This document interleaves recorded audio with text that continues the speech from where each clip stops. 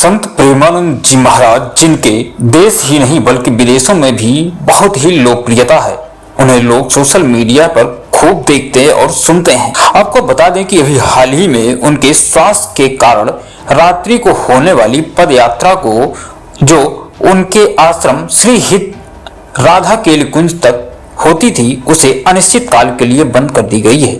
जैसा कि उन्होंने बताया कि उनकी दोनों ही किडनी खराब हो चुकी हैं, जिसके कारण उनको स्वास्थ्य से जुड़ी समस्याओं का सामना करना पड़ता है। आपको बता दें कि प्रेमानंद महाराज ने अपने जीवन से जुड़ी एक ऐसी घटना के बारे में बताया जो सभी को आश्चर्य में डाल देने वाली है। क्या है, जानते हैं प्रेमानंद जी महाराज के जीवन से जुड़ी उस घटना के बारे में। प्रेमानंद जी महाराज ने अपने अनुयायियों को बताया कि उनके जीवन में एक ऐसा समय आया कि जब उनके पास खाने को कुछ भी नहीं था। भूख भी इतनी ज्यादा थी कि कुछ खाने को ना मिला तो बालू, जिसे हम रेत भी कहते हैं, खाकर और गंगा जल पीकर पेट भरना पड़ा। उन्होंने बताया कि वे बालू से छोटे छोटे शंख और सीपी छांट कर अलग कर दिया, क्योंकि वे कहीं आंतों में न लग जाए। जिसके बाद 3 से 4 मुट्ठी बालू लेकर गंगा जल की मदद से खा लिया। आपको बता दें कि प्रेमानंद जी महाराज ने बताया कि ऐसा करते हुए उन्हें किसी संत ने देख लिया, जिस पर उन्हें खूब डांट लगाई। संत ने कहा कि तुम्हारी आंतें कोई लोहे की थोड़ी है, तुम बालू खा रहे हो।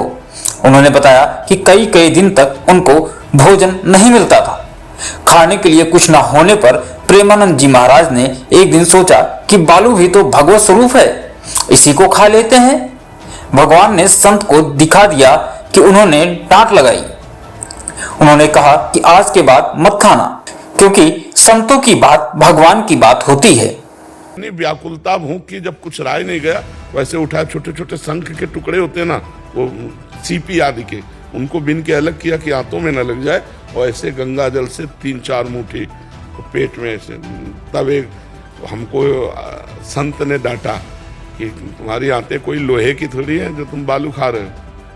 कई कई दिन भोजन नहीं मिलता, अब गंगा जल कहाँ तक पिए, जब अन्न हो तो पानी की मांग हो। तो भी एक दिन मन में आया कि यार बालू भी तो भगवत स्वरूप है, पाओ इसी को। तो भगवान ने संत को दिखा दिया, उन्होंने डांट लगाया, उन्होंने कहा आज के बाद मत पाना, अगर हमारी बात मानोगे। संतों की बात भगवान की बात है। हमने कभी शरीर को अपना मैं माना ही नहीं। सर्दी गर्मी बरसात भूख प्यास सब, हमें कंबल से सर्दी में डर लगता था कि अगर मैं कंबल ओढ़ा, मेरी आसक्ति हो गई तो कंबल से सांप की तरह डर लगता था।